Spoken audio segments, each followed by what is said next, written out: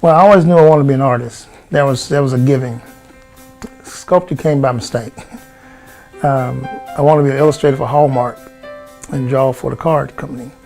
So I was going to commercial art at the time. It's now called graphic design.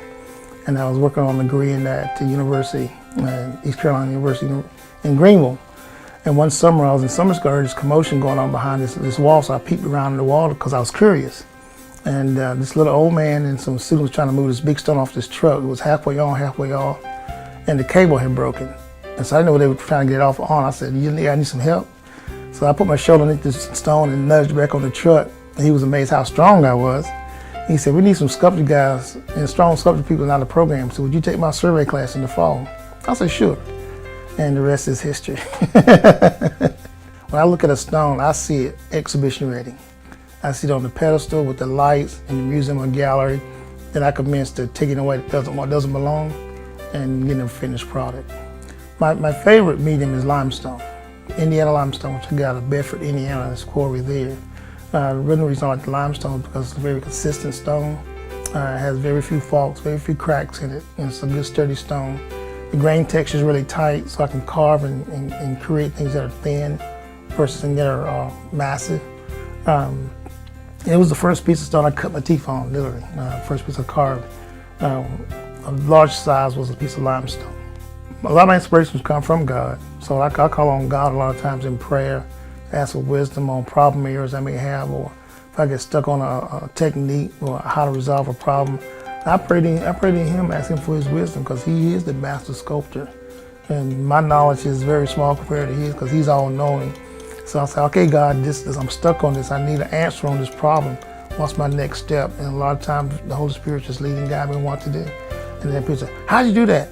It was all God, trust me. I may be the hands to the work, but it was all God. When people see my work for the first time, they say, how'd you do that? Now, that's the hook. And a lot of times, a lot of my work has spiritual titles to it, or spiritual themes to it.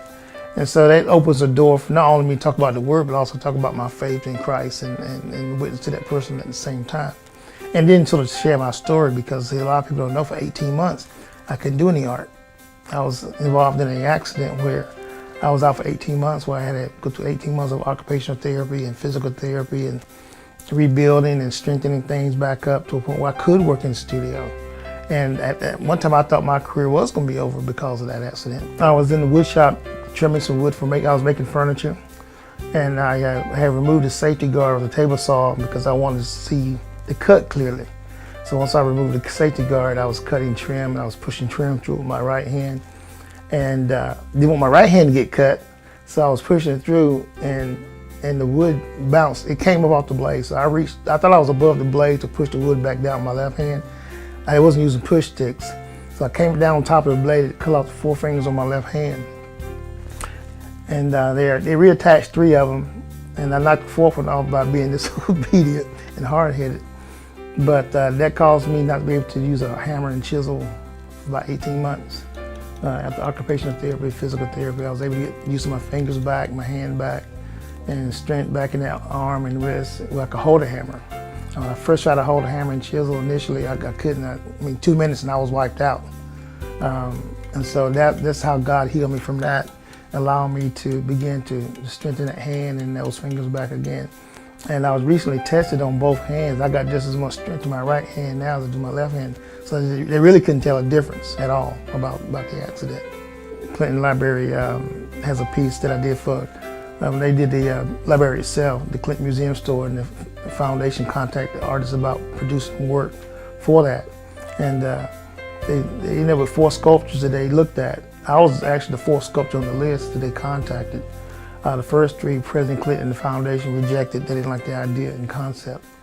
And so I knew I had a concept in mind, which I actually drew in my sketchbook, and I think it was 1994. Yeah, 94. He was on Arsenio Hall show when he was running for president. And he got to playing the saxophone with the shades. And so I said, I could do that. So I drew in my sketchbook, but I didn't think anything of it. So in 2004, 10 years later, 2004, I produced that sculpture. And they sent it to New York, where President Clinton was at the time. He loved it. So he approved it. And so they sell small miniatures in the Clinton Museum Store. And so that's how I got that commission. So one of the originals I did in bronze, I donated to the Clinton Library for their permanent collection. Well, collaboration of the arts, the way I got started in that was, it was a very small role initially. Sharon Hackett asked me about inviting artists to do this that were spiritual artists that I knew. She sort of in a roundabout way. She said, I know you're really busy, but would you consider being a part of this?